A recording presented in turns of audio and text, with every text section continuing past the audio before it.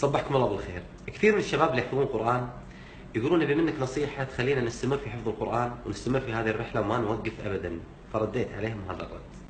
ردي كان عليهم أنهم يعرفون مكانة أهل القرآن عند الله سبحانه وتعالى وعند النبي عليه الصلاة والسلام، وكيف كان يعامل النبي عليه الصلاة والسلام الصحابة اللي كانوا من أهل القرآن. النبي عليه الصلاة والسلام كان يميز أصحابه اللي كانوا من أهل القرآن، لهم ميزة خاصة، كان يسمع منهم القرآن، يقرأ عليهم القرآن. خلونا نقرأ سيرهم. أبي بن كعب رضي الله عنه وأرضاه كان من صحابة النبي عليه الصلاة والسلام المتقنين للقرآن، وكان من أهل القرآن.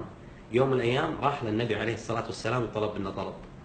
النبي عليه الصلاة والسلام: يا أبي، الله أمرني أن أقرأ عليك القرآن. فقال: يا رسول الله، الله سماني لك؟ فقال النبي عليه الصلاة والسلام: نعم. فلم يتمالك نفسه أبي بن كعب رضي الله عنه وأرضاه فذرفت دموعه، وقيل أن النبي عليه الصلاة والسلام قرأ عليه بداية سورة البينة: لم يكن الذين كفروا من أهل الكتاب.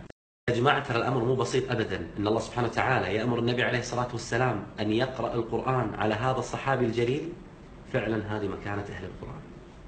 كل شخص قاعد يحفظ القرآن بدأ يوم من الأيام يتكاسل أو يفتر عن حفظ القرآن يقرأ سير صحابة النبي عليه الصلاة والسلام اللي كانوا من أهل القرآن، قصصهم جميلة جدا.